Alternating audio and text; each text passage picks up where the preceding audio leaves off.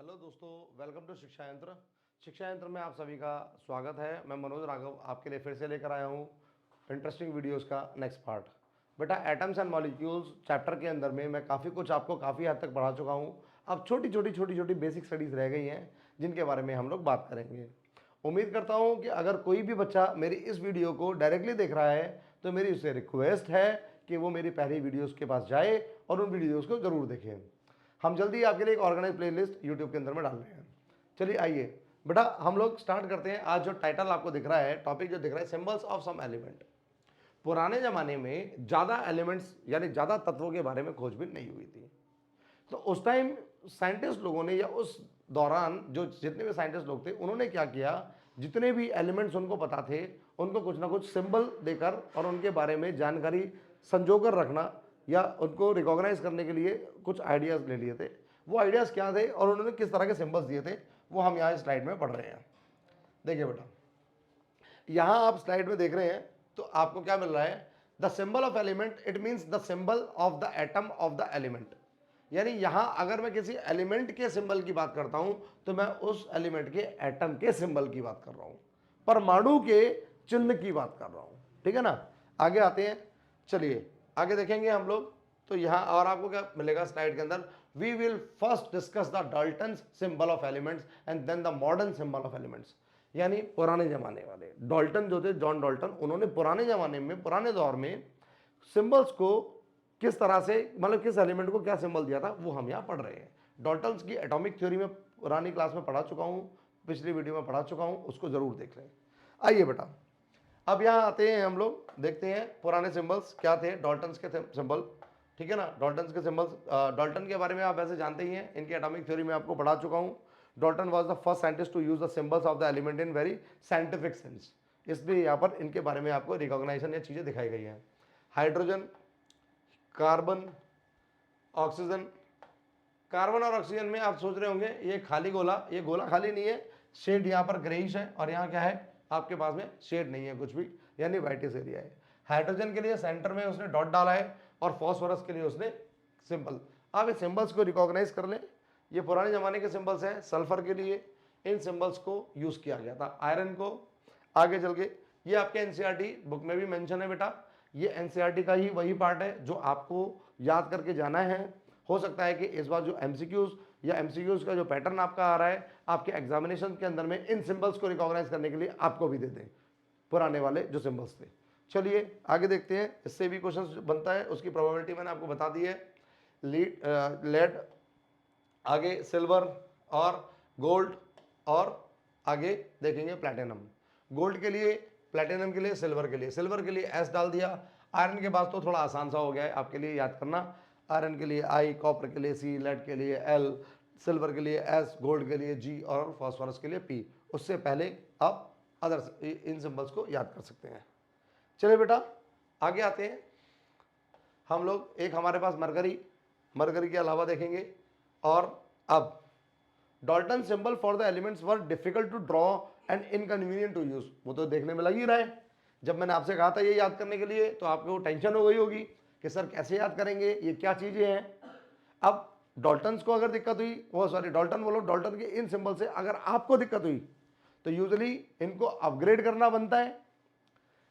आगे आने वाली जो पीढ़ी थी, यानी आपसे पहले की जो पीढ़ी आप बढ़ चुकी है, उस पीढ़ी को भी पढ़ने में डिफिकल्टी आई होंगी। इधर तो सिंबल्स और ज़्यादा, जो एलिमेंट्स है और ज़्यादा डिस्कवर हो चुके हैं। अब इतने सारे एलिमेंट्स को, इनके सिंबल्स को ऐसे अलग अलग तरीके से पहचान कर याद करना बड़ा मुश्किल काम था। इसीलिए आईयूपैक यानी साइंटिस्ट की एसोसिएशन ने क्या काम किया, इनको एक ऐसा ऑर्डर, एक ऐसा सिस्टम जनरेट करने की जरूरत पड़ी कि जिसको आसानी से याद किया जा सके और मॉडर्न केमिस्ट्री के अंदर अप्लाई किया जा सके। एक सिस्टम चाहिए जो आसानी से याद हो जाए। सर कोई ऐसा सिस्टम बताओ बड़े प्यार से याद हो जाए, जैसे छोटे बच्चों को कराते हैं ना 2 का टेबल, वो +2 करते जाना और वो रिजल्ट आता जाएगा।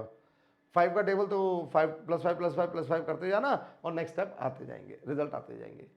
इसी तरह का कुछ हमें एक मैनर चाहिए था, एक रास्ता चाहिए था जिसमें हम लोग क्या कर सके, सिंबल्स को याद कर सकें।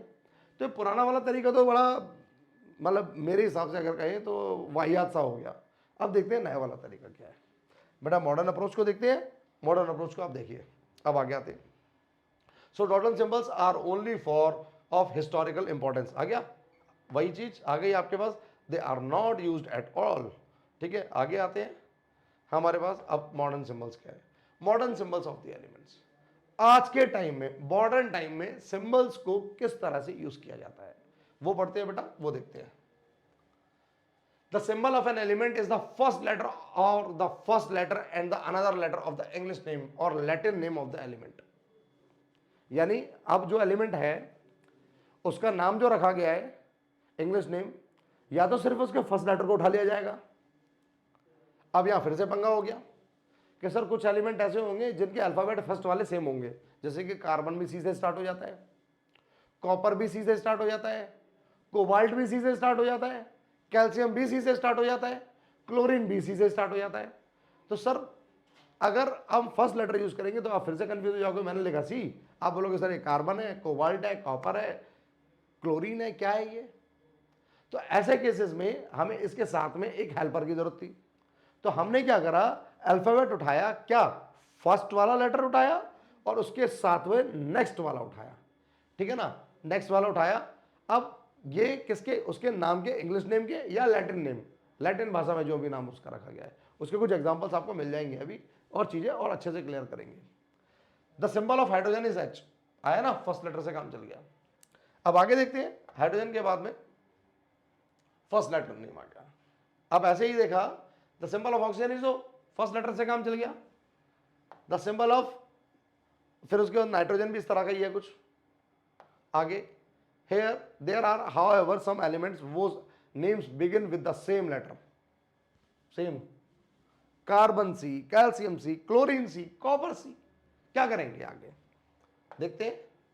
अब इनके साथ में निपटारा आपको पता ही है कि इनको निपटाना कैसे है।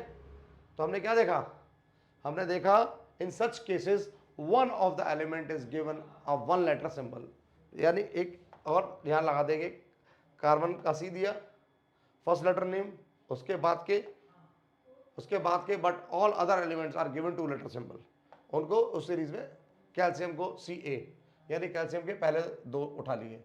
अब पर इसमें भी एक रूल याद रखना है, फर्स्ट लेटर कैपिटल होगा, सेकंड वाला स्मॉल ही होगा, ठीक है। आगे देखेंगे, और first letter and second letters of the name. आगे और एग्जांपल्स है हमारे पास, please note that this another letter may or may not be the second letter, ठीक है। नहीं है, काफी टाइम जो अनदर वाला होता है वो सेकंड नंबर का भी होता है और कभी कभी सेकंड नंबर का नहीं होता और इधर उधर का होता है। जैसे कि क्लोरीन, क्लोरीन में सेकंड नहीं है, थर्ड वाला उठा लिया Cl, ठीक है ना। अब यहां पर क्या हुआ, फर्स्ट और थर्ड उठा लिया। ऐसे ही आगे देखेंगे, कॉपर, कॉपर के अंदर में सी के बाद यू। अब ये यू कहां से आ गया, यू तो पूरे फॉर्मूले में नहीं है, तो यू कहां से आया, मैंने आपको बताया था या तो इंग्लिश नेम से उठाते हैं या लैटिन से उठाते हैं। तो यहां क्या बोला हुआ है, two letter are the first letter and the another letter of the English name और लैटिन नेम। तो कॉपर का कपरस लैटिन नेम होता है, आगे देखेंगे आप, ये रहा कपरम या कपरस, ये रहा।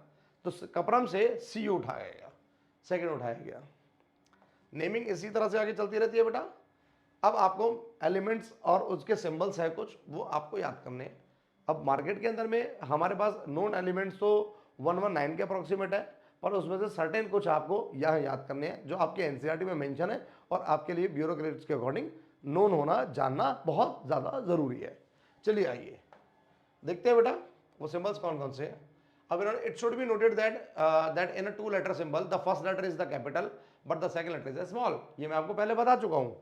आगे आते हैं, देखिए इंग्लिश नेम एलिमेंट जो थे वो सिंबल, और hydrogen H, helium He, lithium Li, boron B, carbon C, आगे नाइट्रोजन N, आगे ऑक्सीजन, इस ऑक्सीजन का थोड़ा नीचे ले लेता हूं, O। आगे उसके बाद English name of the element, और उसके बाद में इंग्लिश नेम के बाद उसके और सिंबल्स कौन कौन से हैं आप देखेंगे। आगे फ्लोरीन, फ्लोरीन के बाद में F के बाद नियोन का Ne हो गया, ठीक है। मैग्नीशियम, मैग्नीशियम का Mg हो गया, एल्यूमिनियम हो गया, सिलिकॉन, फॉस्फोरस, सल्फर। इस तरह से आपको ये फर्स्ट लेटर और उसके साथ वाले से या उसके आगे पीछे थर्ड लेटर से स्टार्ट होने वाली चीजें ये सेट ये रहा। आगे आते हैं,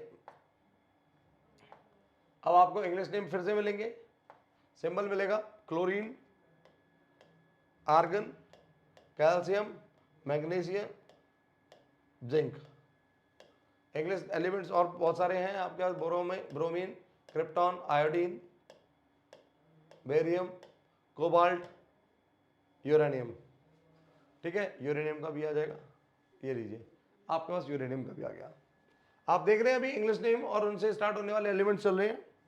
आगे आएंगे, in our study of chemistry we use the English name of the elements, so we are not familiar with the Latin names of the elements। हाँ, हम फेमिलर तो नहीं है, ये बात तो बिल्कुल सही है, पर कुछ की है। Most of the confusion therefore arises in the symbol derived from the Latin names of the elements. ये भी नेचुरल सी बात है, ठीक है ना, कि जब हम यूज टू नहीं है उनसे तो हमें कंफ्यूजन क्रिएट होती है, ठीक है ना, पर फिर भी पढ़ना तो है ही। आइए देखते हैं चीजों को। अब यहां इंग्लिश नेम और symbol, Latin name sodium Na, पर इसका लैटिन नेम से आया है, नेट्रियम से आया है, ठीक है ना। पोटेशियम के, कैलियम से आया है। आयरन Fe, फेरम से आया है। कॉपर इंग्लिश से Cu, कपरम से आया है। सिल्वर Ag, ठीक है ना, अर्जेंटम से आया है। आगे फिर से इंग्लिश नेम, सिंबल और उनका लैटिन नेम आएगा, आप देख रहे हैं, देखिए गोल्ड, आरम, मरकरी। अब यहाँ आएगा आपका लेड, यहाँ आएगा आपका Pb, यहाँ आएगा आपका प्लम्बम। फिर यहाँ नेक्स्ट टेन का Sn, यहाँ क्या आएगा, ठीक है ना, स्टैनम। इस तरह से ये हमारे लैटिन वर्ड वाले हो गए। स्क्रीन थोड़े से टाइम के लिए स्टेबल कर देते हैं, स्क्रीनशॉट आप ले सकते हैं। इस तरह से आपने मॉडर्न नेमिंग्स को भी याद कर लिया। बेटा उम्मीद करता हूं कि एलिमेंट्स के बारे में, इनके सिंबल्स के बारे में, इनके सिंबल्स के बारे में जो स्कीमेट्स हैं, उनको, आइडियोलॉजीज को आपको याद करने में कोई प्रॉब्लम नहीं आई होगी। आप याद कीजिए, चीज़ों को रिकॉग्नाइज कीजिए, ठीक है ना। तब तक के लिए कीप प्रैक्टिसिंग। अगली वीडियो में मैं फिर आपसे मिलता हूं। अगर आपकी कोई क्वेरीज हैं, कोई डाउट्स हैं तो ज़रूर हमें बताएं। हम लोग तैयार रहेंगे आपकी क्वेरीज को जल्दी से जल्दी सॉल्व करने के लिए।